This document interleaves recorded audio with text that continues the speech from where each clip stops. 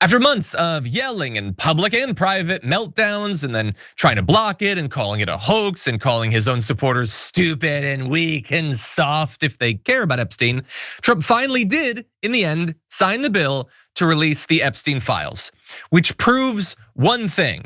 Not that he actually wants transparency, we're not gonna play that game. It proves that he has something else in store to stop those documents from coming out.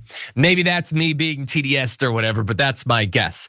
So he's super happy, by the way, that this thing passed. Remember, he asked for them to pass it, so that means he wants it to come out. So he commemorated the moment by posting this on True Social, which, man, I wish I put down this many words in a given day. I'd probably have a couple published novels by now, but he says Jeffrey Epstein, who was charged by the Trump Justice Department in 2019, not the Democrats, was a lifelong Democrat, donated thousands of dollars to Democrat politicians, blah, blah, blah, Bill Clinton, Larry Summers, blah, blah, blah. It goes on and on and on. We'll finally have his files revealed because I have just signed the bill to release the Epstein files. As everyone knows, I asked Speaker of the House Mike Johnson and John Thune to pass this bill because he really wanted it, not because it was already gonna pass anyway and he didn't wanna look like a total doof. No, he did it because he really wanted it to come out. That's why he's in a good mood these days, by the way. Because of this request, the votes were almost unanimous in favor of passage. You lying little piggy. You knew that it was gonna be almost unanimous anyway. Yeah, we said he was only doing it so he could claim credit, and he can't pass up an opportunity to prove us right. He says, at my direction, we've turned over 50,000 pages. Don't forget, the Biden administration did not turn over a single file or page related to Democrat Epstein, nor did they ever speak about him. Democrats have used the Epstein issue. I don't know why he did the quotes around it. The issue is Epstein.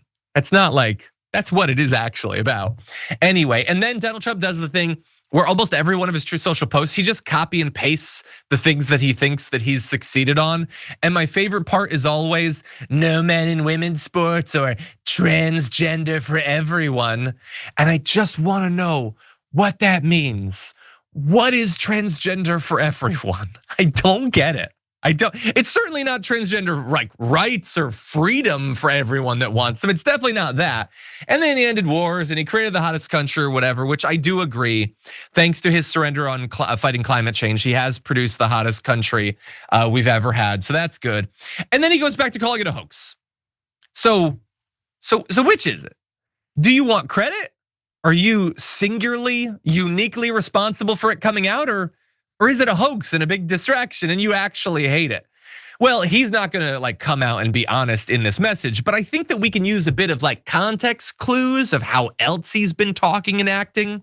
So we'll get back to him, but let's turn now to Pam Bondi, who, of course, lest you forget, she started this entire thing by coming out and being like, hey everybody, I'm slick. I'm just gonna shut this Epstein thing down. You're all cool with that, right? Nobody's gonna have like an issue with me just saying there's no client list and we're shutting this down. And it didn't really work out that way. So she did a press conference and she's being asked questions about like when all these files will come out and if all of the files will come out.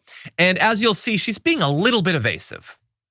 What are the next steps, Madam Attorney General, for the DOJ regarding what we assume President Trump will sign into law with the Epstein files? Is this going to be on the Justice Department website? What are you doing here over the next 30 days as we understand it? We will continue to follow the law with maximum transparency while protecting victims. Yeah. When you say follow the law, Madam Attorney General, do you mean that you will provide all the files by 30 days? We will follow the law. The law passed both chambers last evening. It has not yet been signed, but we will continue to follow the law, again, while protecting victims, but also providing maximum transparency. Yeah, I don't think you're gonna do that last thing. I don't think anybody, I don't think Kash Patel thinks that you're gonna do that last thing. He seemed a bit off, very like wide-eyed, but that might just be his face. But anyway, so she's asked, when are the files gonna be released? Are they gonna be put on the website? Like specific granular stuff like, hey, so that's great, we passed this thing and Donald Trump has now signed it. So like I'd like to see them, can I see them? We will follow the law and protect victims. That's That's not what the question was about. And you said that twice in regards to two different questions. Why are you acting so defensive?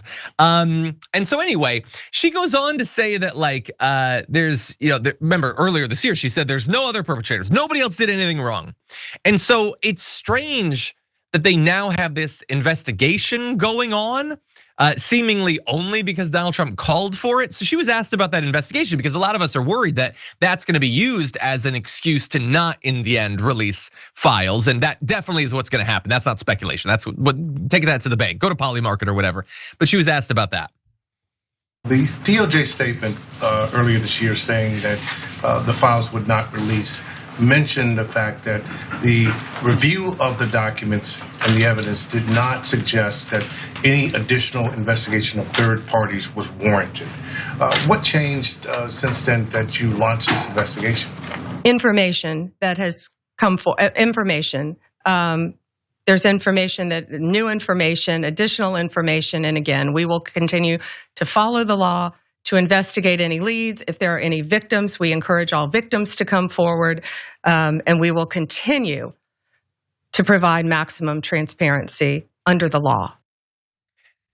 Now it's not even we're going to do maximum. Now it's continue maximum transparency. And she's had a great track record with that. Remember when she said she was going to get to the bottom of it, and then she said it was done, and then she didn't do anything for months? That was pretty transparent. Sorry, the cover-up was transparent. But anyway, so why is there an investigation now? Well, there's information, new information. There's information. I think here at TDR we identified the information. It was when Donald Trump posted this on True Social saying that he's going to ask AG Pam Bondi to look into it to get the Democrat. That's it.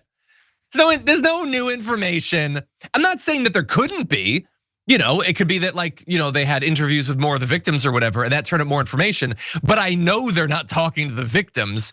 It's Donald Trump. That's it. This is a hoax investigation that is intended to serve two purposes. The first is to just try to make this thing that's hurting him so much hurt the Democrats instead, or at least equally.